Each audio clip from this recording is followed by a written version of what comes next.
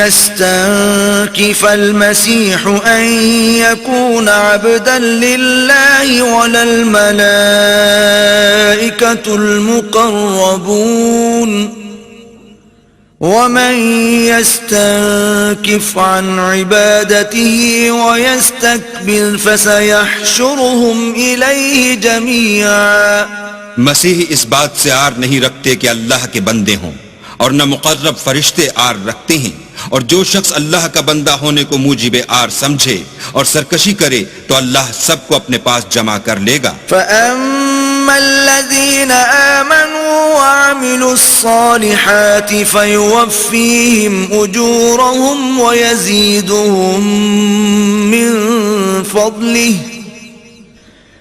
وَأَمَّا الَّذِينَ اسْتَنكَفُوا وَاسْتَكْبَرُوا فَيُعَذِّبُهُمْ عَذَابًا أَلِيمًا وَلَا يَجِدُونَ لَهُم مِّن دُونِ اللَّهِ وَلِيًّا وَلَا نَصِيرًا. تو جو لوگ ایمان لائے اور نیک کام کرتے رہے وہ ان کو ان کا پورا بدلہ دے گا اور اپنے فضل سے کچھ زیادہ بھی عنایت کرے گا، اور جنہوں نے بندہ ہونے سے آر و انکار اور تکبر کیا ان کو وہ تکلیف دینے والا عذاب دے گا، اور وہ اللہ کے سوا اپنا حامی اور مددگار نہ پائیں گے. یا ایھا الناس قد جاءکم برہان من ربکم وانزلنا الیکم نورا مبینا. لوگو، تمہارے پروردگار کی طرف سے تمہارے پاس دلیل روشن آ چکی ہے، اور ہم نے کفر اور ضلالت کا اندھیرا دور کرنے کو تمہاری طرف چمکتا ہوا نور بھیج دیا ہے. فَأَمَّا الَّذِينَ آمَنُوا بِاللَّهِ وَاعْتَصَمُوا بِهِ فَسَيُدْخِلُهُمْ فِي رَحْمَةٍ مِّنْهُ وَفَضْلٍ وَيَهْدِيهِمْ إِلَيْهِ صِرَاطًا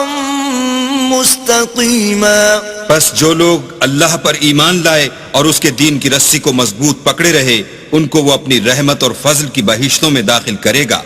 اور اپنی طرف پہنچنے کا سیدھا رستہ دکھائے گا. يستفتونك قل الله يفتيكم في الكلالة إن امرؤ هلك ليس له ولد وله أخت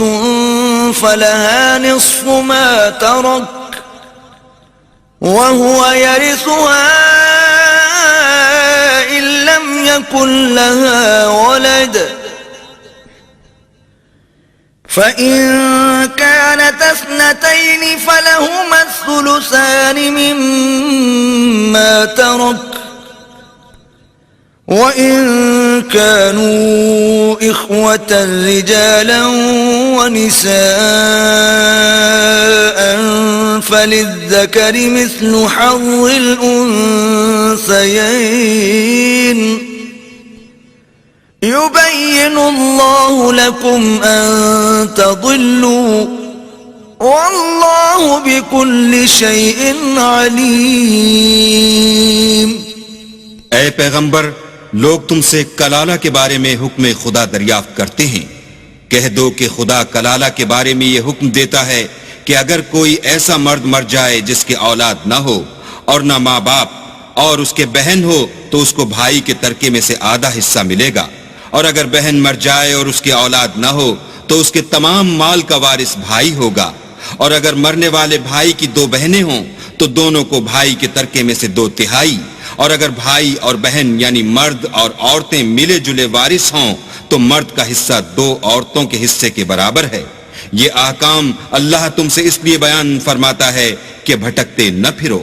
اور اللہ ہر چیز سے واقف ہے.